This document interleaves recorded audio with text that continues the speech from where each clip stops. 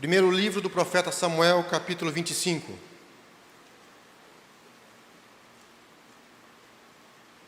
E faleceu Samuel, e todos os filhos de Israel se ajuntaram, e o prantearam, e o sepultaram na sua casa em Ramã. E Davi se levantou, desceu ao deserto de Parã. E havia um homem em Maom, que tinha suas possessões no Carmelo.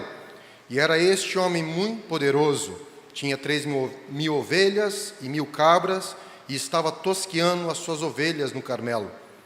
E era o nome deste homem Nabal, e o nome da sua mulher Abigail, e era mulher de bom entendimento e formosa.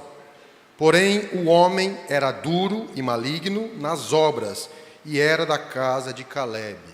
Pai, estamos na tua presença mais uma vez, e pelos méritos de Jesus Cristo, teu Filho, nosso sumo sacerdote de ordem eterna, nós pedimos, nós ousamos entrar diante do Santo dos Santos, pedindo que tu fales conosco, fale ao nosso coração, nos confronte, nos mude a nossa maneira de pensar, para que possamos experimentar a tua boa, perfeita, agradável vontade.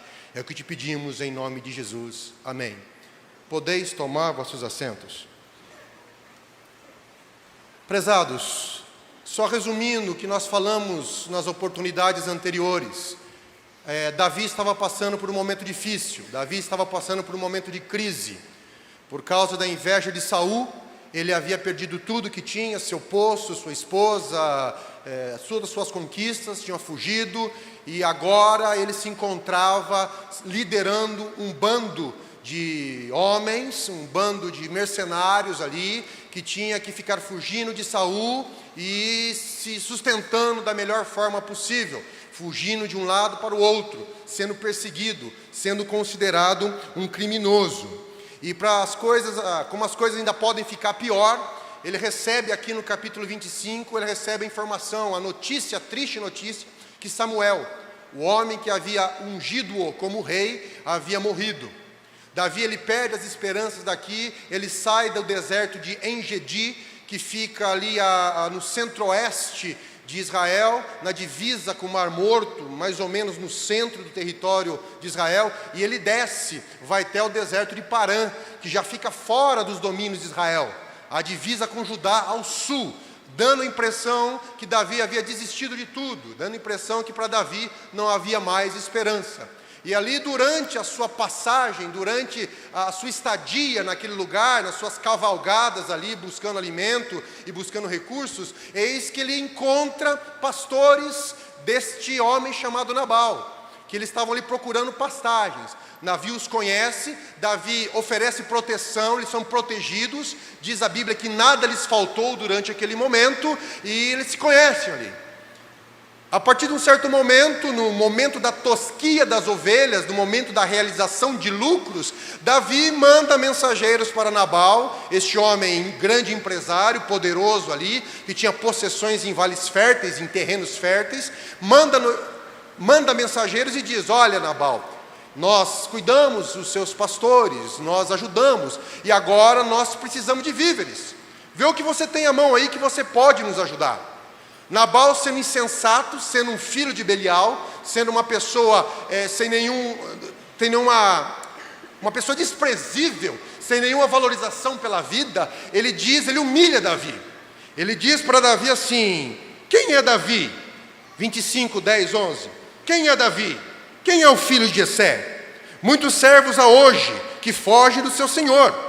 Tomaria eu, pois, o meu pão, a minha água, carne das minhas reses, que degolei para os meus tosqueadores, e daria a um homem que não sei de onde vem? E Davi, recebendo aquela informação, aquela notícia, ele já deprimido, ele já irado, ele já numa situação crítica na sua vida, já em crise, aí ele surta. Aí ele se enche de ira, de violência, e diz: cinja cada um a sua espada. Tinha 400 guerreiros, tinha 600. Ele fala aos 400: vocês põem a sua espada, 200 ficam com a bagagem, e nós vamos tirar satisfação com Nabal. Nós não vamos deixar isso certo, vamos tirar isso a limpo, porque eu fui humilhado por esse homem, e esse homem agora vai conhecer a ira de Davi. E ele desce em relação a isso.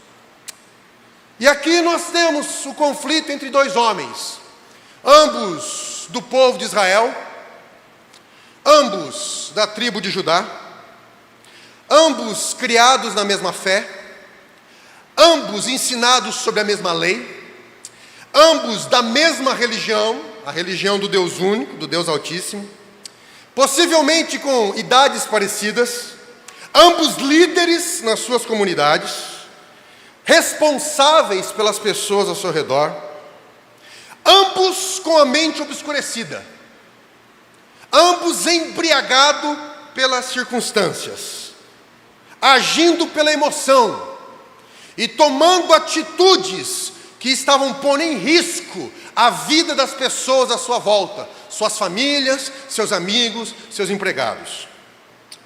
Neste contexto, como nós falamos das outras vezes, Davi representa a nossa vida, as crises que passamos quando tudo vai mal, quando todas as circunstâncias nos parecem desfavoráveis, quando nossos planos, os nossos projetos, as nossas expectativas são frustradas, quando de uma hora para outra nós sofremos perdas, perda de amigos, perda de bens, perda do nome, perda de posições, perda daquilo que nós havíamos conquistado. Sofremos a pressão, sofremos a falta de expectativa e falta de esperança. Como Asaf diz no Salmo 73, versículos 21 e 22. Não foi só Davi que passou por isso. Asaf, um profeta, um músico profeta na casa do Senhor, diz assim: assim o meu coração se azedou, e sinto picadas nos meus rins. Eu me embruteci e nada sabia. Fiquei como um animal perante ti. Um homem de Deus, um profeta, alguém que teve a sua vida no templo, mas que as circunstâncias da vida o aprisionaram, o pressionaram de tal forma que ele diz assim: olha, eu perdi os sentidos, eu me tornei bruto, eu me tornei raivoso, eu me tornei como um animal. Davi representa essa situação que eu e que você podemos passar no nosso dia a dia, essas pressões que nós vamos passar. Nabal, por outro lado, representa um outro perigo, o perigo para nossas vidas, o perigo de nós ficarmos embrutecidos, o perigo de nós ficarmos com a mente obscurecida quando tudo vai bem, quando os nossos planos se concretizam, quando nós prosperamos, quando nós crescemos, quando os nossos sonhos são realizados, quando tudo vai bem com aquilo que planejamos, com aquilo que almejamos, quando nós olhamos e dizemos como o homem lá da parábola de Jesus: olha, folga minha alma, e você está rica de bens, quando tudo está certo, quando parece que as janelas do céu se abrem e nos enchem de bênção, vitórias, conquistas, prosperidade. Mas o perigo de nós também com isso obscurecermos a nossa mente, nos tornarmos arrogantes, nos tornarmos orgulhosos, começarmos a julgar os nossos irmãos que estão passando por alguma necessidade, nos considerarmos melhores que ele, com mais méritos do que ele, mais santos que ele, mais merecedores da graça de Deus do que ele, que ora, eu estou sendo abençoado, ele não está sendo, está passando por crise, é falta de fé, é pecado ou qualquer coisa assim.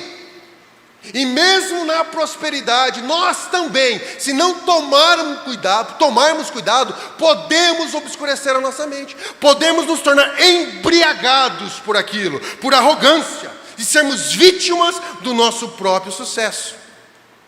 Então nós temos dois líderes, dois homens poderosos aqui na sua maneira, dois chefes da sua comunidade, que ambos exigindo seus direitos. Davi achava que tinha direito de exigir que Nabal lhe desse víveres, e ficou bravo com a recusa. Nabal achando o seu direito de recusar. Eu conquistei, eu trabalhei, eu tive isso, se ele quiser, ele que trabalhe. Eu não vou sustentar vagabundos aqui na minha casa. Foi isso que Nabal quis dizer no contexto atual, nós podíamos dizer. E nós temos um homem embrutecido, achando que não podia perder nada, não tinha mais nada a perder na vida. Na sua mente, esse homem de Deus, esse homem ungido por Deus, esse homem que experimentou vitórias através do Espírito Santo vencendo o gigante Golias, ele agora achava que não tinha mais nada a perder. Agora eu vou lá, não tenho mais nada a perder, vou lá, vou matar todo mundo e vou embora e vou fugir daqui. Um homem que achava que não tinha mais nada a perder, em conflito com um homem que não queria perder nada do que tinha. Ambos embriagados. E onde há embriaguez, onde nós obscurecemos a nossa mente por causa das circunstâncias, onde nós nos deixamos levar pelas emoções e não conseguimos ver mais nada, só vemos aquele ponto ali, que nós perdemos referências, que nós perdemos a visão panorâmica da vida, há conflitos, há violência, toda vez. No casamento é assim, a vida com os filhos é assim. Você se ira pelas circunstâncias, ou então você fica ali embriagado com qualquer outra coisa, com uma paixão passageira, e ali aquilo obscurece sua mente. Você não ouve mais ninguém, você não dá mais ouvidos a ninguém, você simplesmente quer saciar a sua sede, o seu desejo, seja de vingança, seja de soberba, seja lá do que for. Perdemos o entendimento. Não conseguimos mais distinguir, discernir as situações da nossa vida. E começamos a agir através da emoção. E o resumo de tudo isso, nós poderíamos dizer que é orgulho. Davi com seu orgulho ferido. Porque foi chamado de vagabundo por Nabal. E Nabal, vivendo preso ao seu próprio orgulho, achando que suas conquistas eram pela força dele, e que ele não tinha obrigação de dividir isso com ninguém. Davi e Nabal mostram para nós o como o nosso coração é insensato. O quanto o nosso coração ele é manipulável pelas circunstâncias da vida. O quanto a nossa mente, se não estiver firmada em Cristo e na palavra de Deus, ela pode ser levada a outros caminhos e que pode nos trazer destruição e nos fazer tomar decisões que vão destruir, vão marcar a nossa vida, destruir os nossos relacionamentos, o nosso casamento, a nossa família, o nosso emprego, destruir tudo aquilo que Deus nos deu. Isso pode acontecer, aconteceu com Davi, aconteceu com Asaf. Nabal estava preso isso. Devemos nos examinar e ver como é que estamos reagindo às pressões da vida. O que isso tem acontecido para nós? E nesse choque de homens embriagados, de homens com a mente obscurecida, de homens que perderam a racionalidade, o raciocínio, nesse conflito de cachorros grandes, nesse conflito de orgulho e de testosterona, no meio disso tudo, a Bíblia nos revela uma mulher. Uma mulher.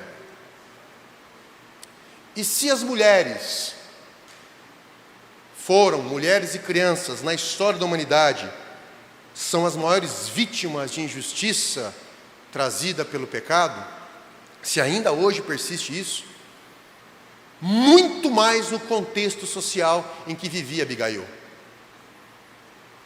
Naquele tempo, uma mulher não tinha nenhum direito, não era reconhecida, era tratada no mesmo nível social de um escravo. Era considerada propriedade do pai enquanto solteira ou do marido após casada. O casamento não era escolha dela, ou era arranjo familiar, ou era venda de dote. Quem dá mais leva. Sem perspectiva, não havia direito de estudar ou de aprender, não podia ficar perto dos lugares, dos rabinos que ensinavam, não tinha. Tinha apenas 2 objetivos na vida, que era casar e gerar um filho homem.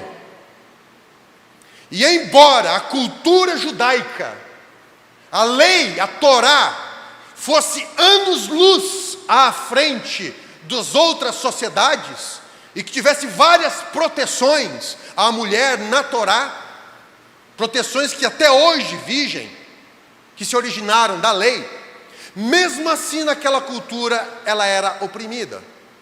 Muitos rabinos, as discussões teológicas, culpavam a mulher.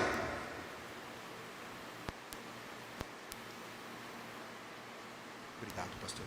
Culpavam a mulher pela situação da humanidade e por todos os problemas do homem, né? Lá do Éden já é isso, né? Adão culpava a sua esposa por tudo aquilo que tinha acontecido. Era uma situação complicada.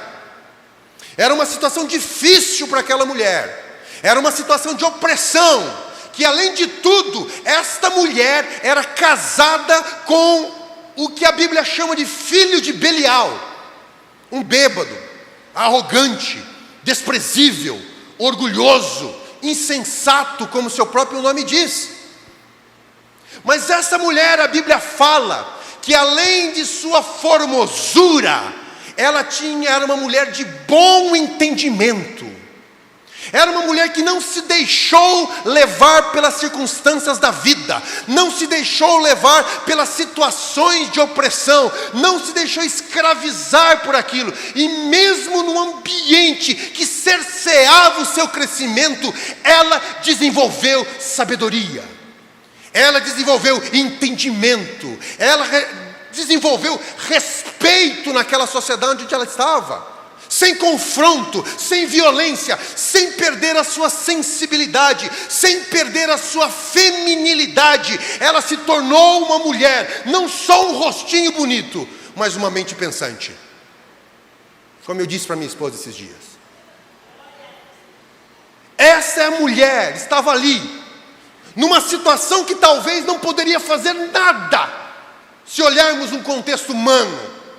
No choque entre dois homens, a Bíblia fala, mas no meio desses dois homens embrutecidos, no meio desses dois líderes com a mente obscurecida, havia uma mulher. E essa mulher era bela, era feminina, era sensível, mas tinha um bom entendimento das circunstâncias. Só esta palavra aqui já resume tudo, porque desde o Gênesis até o Apocalipse, nós vemos a palavra de Deus, nos exortamos: tenham em vocês um bom entendimento, transforme-se pela renovação do vosso entendimento, mude a sua maneira de pensar. Bom entendimento não tem nada a ver com apenas conhecimentos intelectuais. Bom entendimento é você receber as informações do exterior e dar uma interpretação adequada com aquilo que está acontecendo. Você recebe, seja algo bom, seja algo mal, você filtra aquilo de forma correta, você tem uma noção daquilo que está acontecendo, você não permite que coisas, que emoções, que sentimentos, que raiva, que desespero venham atrapalhar a sua maneira de pensar. E assim era essa mulher. Mesmo vivendo nesse ambiente conturbado, ela sabia olhar uma situação e dar uma resposta adequada. Ela sabia analisar aquilo que estava acontecendo e às vezes dar um passo para trás e falar: peraí, vamos ver o que é possível fazer diante disso. Está difícil, está, mas vamos olhar por outros ângulos, vamos olhar por outras referências e perceber o que realmente está acontecendo nessa situação. É uma interpretação correta da realidade. Era uma mulher de sobriedade diante das circunstâncias, autocontrole, equilíbrio, humildade. O valor pessoal, ela sabia quem ela era. E isso a Bíblia nos pede. O segredo da vida está aí. O segredo da vida é você desenvolver, através da palavra de Deus e através do Espírito Santo, um bom entendimento daquilo que está acontecendo, e através disso ter sobriedade. Paulo nos fala a Tito dizendo assim: olha, a graça se manifestou trazendo salvação a todos os homens, mas não só trouxe salvação, esta mesma graça nos ensina a viver uma vida sóbria, uma vida justa e uma vida piedosa. A palavra de Deus quer nos ensinar a viver a vida. E o começo de uma vida próspera, o começo de uma vida que vale a pena ser vivida, está aqui. Em mudar a nossa mente. Em nos transformarmos pela renovação da nossa mente. E isso mudar as circunstâncias. Diante daquele caos, vocês imaginam a situação dos empregados daquela aldeia, conhecendo Davi, conhecendo a fama dos guerreiros de Davi. Em 1 Reis nos informa que apenas um desses homens, ele feriu 800 homens numa batalha. E ali Davi estava vindo com 400 valentes. O desespero, o que nós vamos fazer? O nosso líder é um filho de Belial, ninguém consegue falar nada com ele, vamos todos morrer nessa hora. Então um servo tem a ideia: eu já sei em quem eu vou contar esse problema, eu já sei em quem eu posso ser ajudado, eu já sei quem pode nos socorrer. E essa mulher é Abigail. Se tornou referência naquela aldeia, se tornou referência naquela comunidade, mesmo em meio a uma situação de opressão. O servo vai lá e conta para ela, porque ele tem certeza que essa mulher vai ouvir, vai entender a situação e vai tomar a atitude que está ao seu alcance.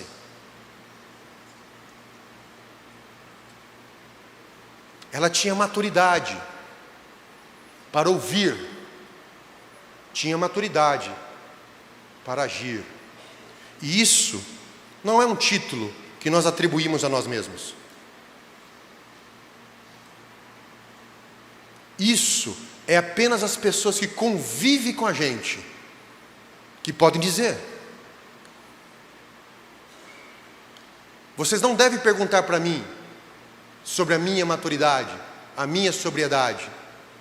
Vocês devem perguntar à minha esposa, aos meus filhos, a quem convive, a quem eu convivo. Essas pessoas sim dirão qual é o nível de confiabilidade que eu tenho. Como é que nós estamos vivendo? Será que nós, no nosso ambiente de trabalho, no nosso ambiente de culto, no ambiente em que nós desenvolvemos a nossa vida, será que nós temos esse nível de confiabilidade, que quando tudo está ruindo, quando tudo está caindo, quando tudo parece que não tem mais jeito, a pessoa, opa, eu posso falar com aquele ali, porque aquela pessoa, Deus o usa, Deus lhe dá entendimento, e Ele saberá dizer o que temos que fazer. É isso, é essa referência para a sociedade que Deus quer de nós, e que essa mulher nos ensina neste momento. Então, Abigail, que estava no meio da rota de colisão, ele ouve o que o seu servo estava dizendo, e aqui nós vemos que ela não entra em desespero, ela não sai correndo, ela não foge para salvar a sua própria vida, ou então diz assim: quanto melhor, quanto pior, melhor, quem sabe Davi não vem aqui, mata esse Nabal e eu fico livre dele. Ela não pensa isso. Vou fugir, vou esperar o negócio pegar fogo aqui, depois eu volto e vejo o que sobrou. No momento que ela ouve aquilo do servo, no momento que ela é informada daquela situação, ela toma uma atitude. Ela não se omite daquilo lá. É mesmo sem condições, mesmo sabendo que não seria ouvida pelo seu esposo, mesmo sabendo que ela não teria um exército à sua disposição, ela fala: o que eu posso fazer nessa situação? O que está a meu alcance aqui?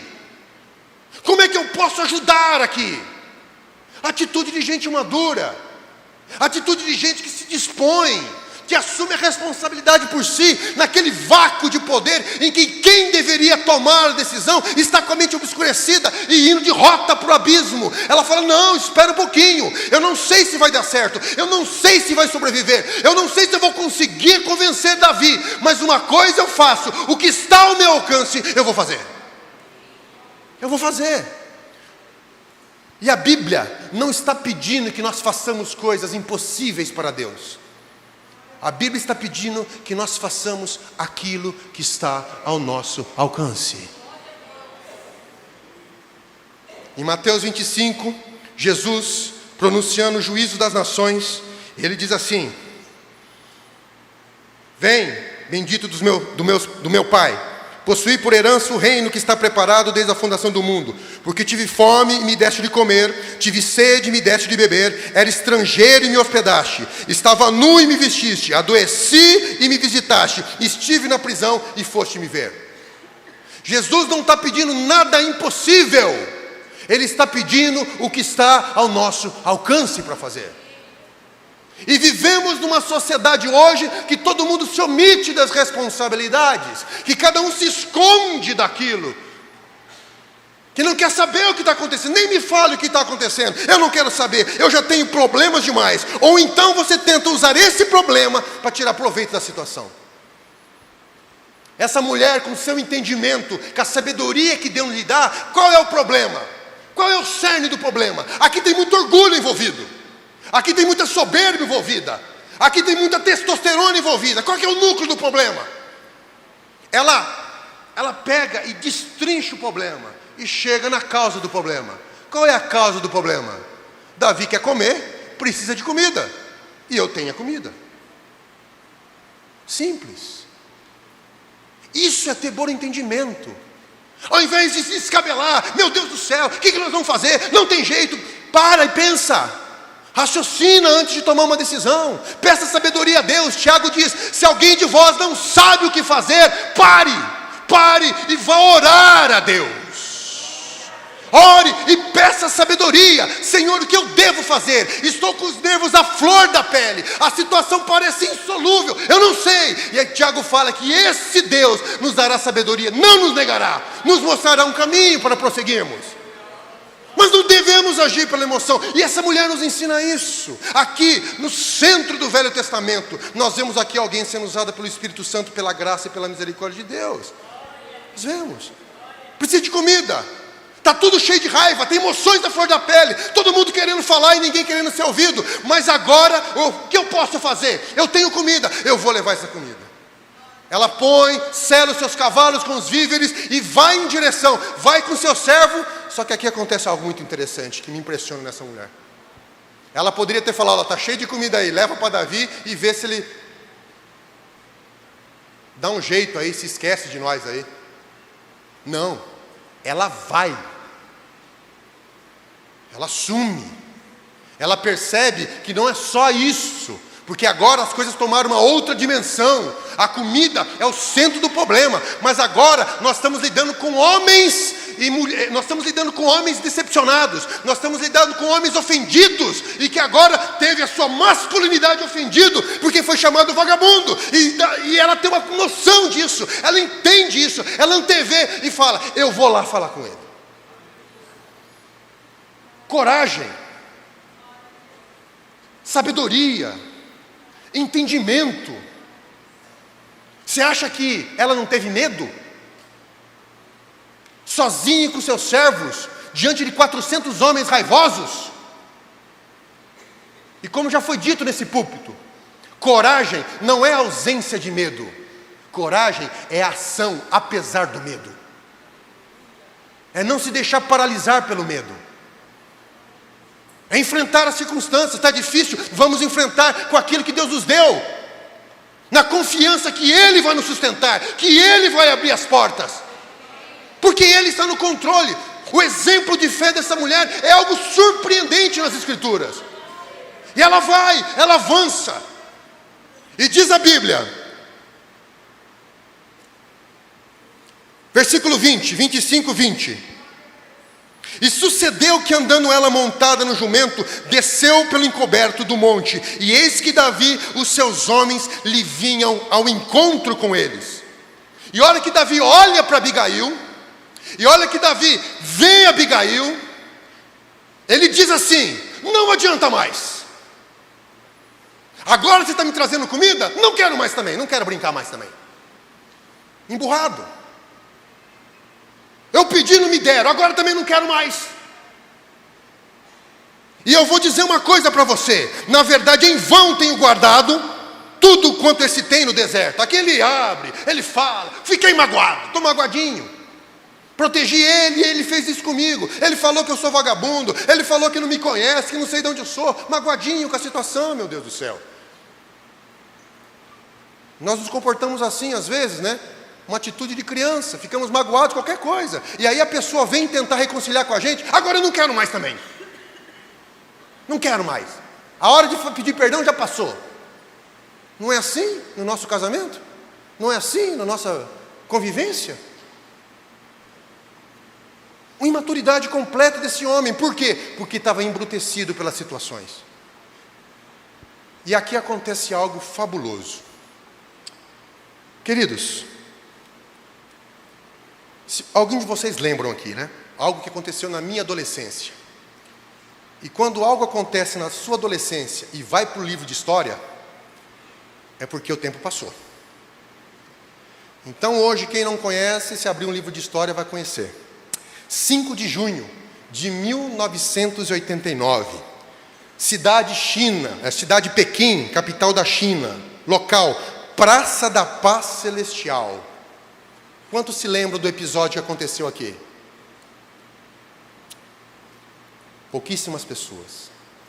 Um homem, em um protesto por democracia em um país comunista, ele entra na frente de uma coluna de tanques e se posta diante daquela coluna de tanques. E a coluna de tanques vem em direção e para. Ela tenta desviar e ele fica na frente. Aquelas imagens percorreram o mundo como exemplo de coragem daquele homem. Não se sabe o que aconteceu com ele. No regime chinês, provavelmente, morreu naquele dia mesmo. Mas veja a coragem desse homem. Mas eu digo uma coisa para vocês. Nada se compara ao que essa mulher fez. Essa mulher, ela entra de frente com 400 homens raivosos a cavalo e com a espada desembainhada. Pense em mim e em você, será que faríamos isso? Com um homem que jurou por Deus, ele usa o nome de Deus, ele jurou por Deus que não deixaria ninguém vivo na tribo de Nabal. E ele vem, e ela se joga na frente daqueles homens, ela se desce do seu cavalo, da sua montadura, e vai lá na frente, e diz: calma, Davi, deixa eu falar com você, Davi. E ela entra na frente. Isso é coragem, meu querido irmão. Isso é amor. Isso é lealdade pela família. Coragem que nos falta hoje em dia, e nós temos que aprender com ela. Nós fugimos da menor ameaça, largamos filho, largamos esposa, largamos tudo, e cada um por si, Deus por todos. É a sociedade. Largamos a fé, renegamos Cristo, renegamos os nossos valores na primeira ameaça. Na primeira sensação de prejuízo, fala assim: eu sou crente, mas veja bem, sou salvo pela graça, né? Então, de vez em quando dá para... E essa mulher, ela enfrenta o perigo. Para quê? Para quê? Para proteger um marido bêbado. Um filho de Belial. Mas que era da sua família. Não faz juízo de valor. Para proteger a sua aldeia. Para proteger os servos, as crianças e as mulheres, os inocentes, que nada tinha a ver com a situação. Ela se põe lá. Queridos, este é o papel da igreja de Cristo nesse mundo. É se pôr para proteger aqueles que não podem dizer, não podem alçar a sua voz. É para proteger aquelas crianças que ainda não nasceram e que estão tentando tirar a sua vida. É para proteger os nossos filhos de ideologia. E para isso a igreja tem que se colocar de frente. E mesmo que tenha que correr perigo, ela tem que investir nisso, porque esse é o seu chamado, esse é o seu propósito. E Abigail me chama isso. E ela se põe, e ali talvez Davi, assustado com aquilo, uma mulher se põe na frente dele, e ele, eu acho que tem uma volta de raciocínio na razão, de lucidez, um brilho na luz. Ele para para ela, e ela lança aos pés e diz assim, versículo 24: Senhor meu, minha seja a transgressão, deixa pois falar a tua serva aos teus ouvidos, e ouve a minha palavra. Ela não chegou lá dando de dedo na cara de Davi. Ela não chegou lá se impondo e dizendo: ó, o que você está fazendo? O que é isso? Ela tem uma atitude de humildade. Ela sabe que mais arrogância, que mais violência, que mais prepotência só vai retroalimentar todo esse sistema maligno. Ela se posta com humildade. Lembra do que Jesus falou? Bem-aventurado os mansos, bem-aventurados pacificadores, bem-aventurados os pobres de espírito, aqueles que se curvam diante do vento do Espírito Santo. Bem-aventurados. E ali Davi começa a ouvir, e ela começa a dizer a situação dela. Ela fala: Davi, versículo 25, meu Senhor, agora não faça este homem vil, a saber Nabal, impressão no seu coração. Ela começa dizendo: eu sei o que Nabal fez, eu conheço meu marido, eu conheço, ele é insensato, ele tem esse nome e se orgulha desse nome. Agora, você, Davi, vai seguir o exemplo dele? Você vai se tornar como ele? Você vai abrir mão de tudo aquilo que Deus lhe deu e entrar por esse caminho de insensatez? Não siga o exemplo dele, não se faça como ele. Ele avança nos seus argumentos, 25, 26 e 27. E ela diz assim: agora pois, meu Senhor, vive Deus Yahvé, vive a tua alma, que Yahvé te impediu de vires com sangue e de fazer justiça com as próprias mãos. Ela chama Davi com humildade, com sabedoria. Ela chama Davi à razão, ela chama Davi do que está acontecendo. Ela tira as vendas dos olhos de Davi e diz: Davi, olha bem o que você vai fazer. Olha o caminho que você está entrando. Olha o caminho que você está tomando. Você vai se destruir. Você vai contaminar a sua herança. Quando Deus te pôr lá em Israel no trono, você vai ter isso. Você vai matar pessoas do seu povo, pessoas da sua tribo, homens e mulheres inocentes. Você vai querer carregar isso sobre você.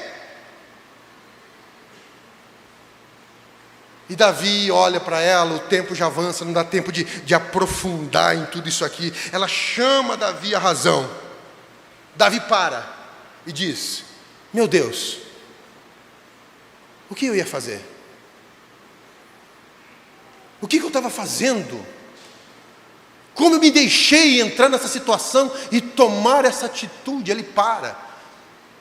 E aí é incrível, Samuel 25, 32 e 34, para encerrarmos. Ele diz assim: bendito Senhor Deus de Israel, que hoje te enviou ao meu encontro.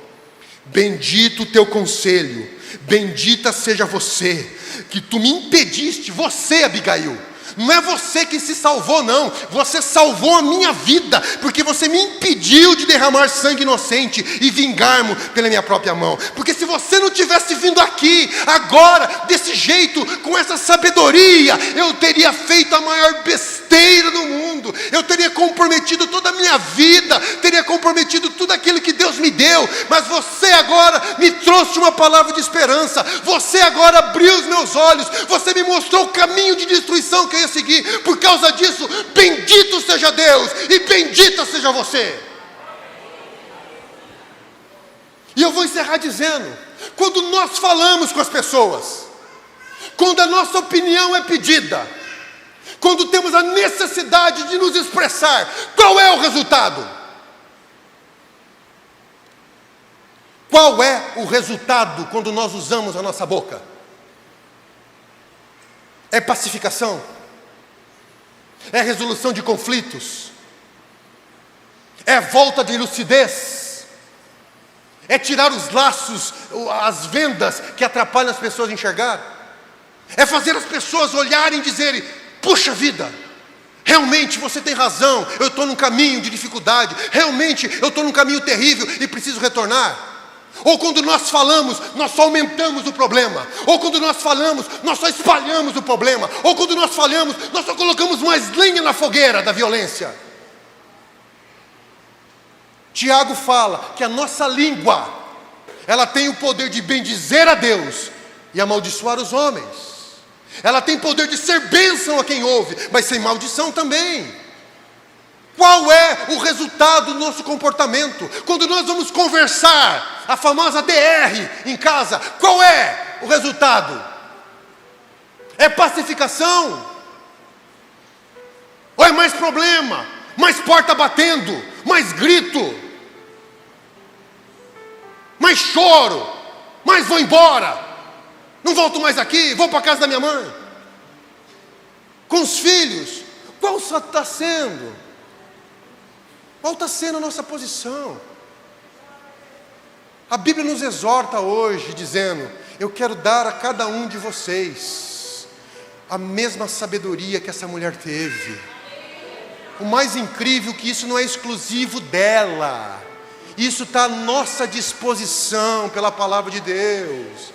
Eu já disse aqui, volto a repetir, a graça que nos salvou é a mesma graça que quer nos ensinar a viver a vida de forma sóbria. A mesmo Cristo Jesus que nos salvou e nos redimiu, Ele diz para não se conformar com esse mundo, mas se transformar pela renovação da mente. Quer dar uma nova mente para nós, uma nova forma de ver o mundo, uma nova forma de ver os relacionamentos. Quer tirar de nós esse egoísmo e fazer de nós pessoas que sejam referências, uma igreja que seja referência e que seja relevante, uma igreja que tenha coragem de enfrentar os desafios para proteger os injustiçados, para proteger os inocentes, para proteger aqueles que sofrem. Esse é o nosso chamado, isso está à nossa disposição. Mas eu confesso que para isso nós temos que respeitar as palavras de Jesus Cristo. Se você quer ter essa vida, se você quer seguir os meus passos, a primeira coisa é negarmos a nós mesmos. O nosso orgulho, a nossa arrogância, a nossa teologia superior, a nossa razão, as nossas verdades, as nossas mágoas que nós não queremos liberar. Negue-se a si mesmo, meu querido irmão. Negue-se a si mesmo. Entregue-se a Cristo. E Cristo fará na sua vida o que fez na vida dessa mulher. Ela foi salvadora. Ela foi pacificadora. Ela foi um instrumento de Deus para a salvação da sua família, salvação da sua aldeia e para a salvação do próprio rei Davi. Deus usou. E assim como ela usou essa mulher, quer usar cada um de nós que está aqui. Fiquemos em pé, em nome de Jesus, meu querido irmão. Você não é escravo das circunstâncias. Você não é escravo do seu passado. Você não é escravo das dificuldades da vida. Essa mulher tinha tudo para ser amargurada, tinha tudo para ser revoltada, tinha tudo para dar as costas, dar o ombro e dizer: não é problema meu, eu já sofro demais. Todo mundo que vá para o inferno. Ela tinha todos os motivos para dizer isso. Mas ela assumiu uma postura de coragem, de dizer: o que eu puder fazer, eu vou fazer, porque a vida vale a pena, a minha vida vale a pena, e a vida é uma dádiva que Deus nos deu, e tem que ser respeitada, e vale a pena lutar pela vida, seja pela vida de um homem como Nabal. É isso. Ser crente é desafiador, meu querido irmão. Ser crente é confrontador, meu querido irmão. Não é só sentar e vir nos cultos ao domingo esperando Jesus voltar. Esses dias vi um comentário muito triste que a moça disse assim: quanto pior esse mundo, melhor, porque daí Jesus volta logo. Não é um comentário de nós que conhecemos a verdade. Conhecemos um Deus que ama, que não tem prazer na morte do pecador, mas que Ele venha, se arrependa e se converta dos seus maus caminhos. Não é momento de omissão, não é momento de acovardamento, não é momento de isolamento, não é momento de ficarmos de camarote vendo o mundo pegar fogo. É momento de nós assumirmos uma postura de coragem, de responsabilidade, em casa, no trabalho, na empresa, na faculdade, em todos os lugares, porque Deus não espera nada mais, nada menos que isso de nós. Essa mulher, ela volta para sua casa. Quando o seu marido passa pela embriaguez, ela conta tudo a ele, não esconde nada. E esse homem cai no estopor, paralisado pelo que ele tinha feito. A Bíblia fala que passado alguns dias, não foi Davi, Mas Deus tem uma conversa com Nabal e chama Nabal a juízo. E Nabal é morto. O momento do juízo de Deus sempre chega. Mas não veio pela mão de Davi, não veio pela mão de Abigail, não veio pela mão de ninguém. É o próprio Deus que chama cada homem e mulher a prestar conta diante deles. E essa mulher, Davi, ouvindo isso, vem e diz: Abigail, você é especial, quero casar com você. E aquela mulher oprimida, casada com ébrio, um insensato, se torna rainha.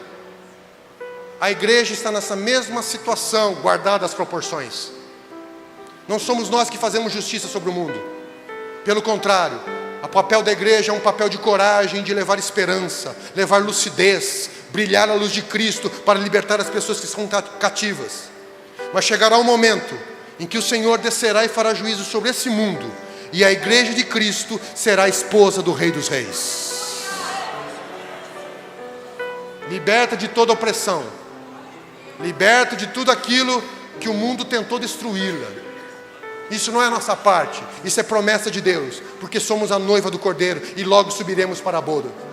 Mas enquanto estamos aqui, precisamos assumir o nosso papel de pacificadores, de libertadores, de protetores, de promotores da justiça, porque este é o princípio do reino de Deus. Examine-se,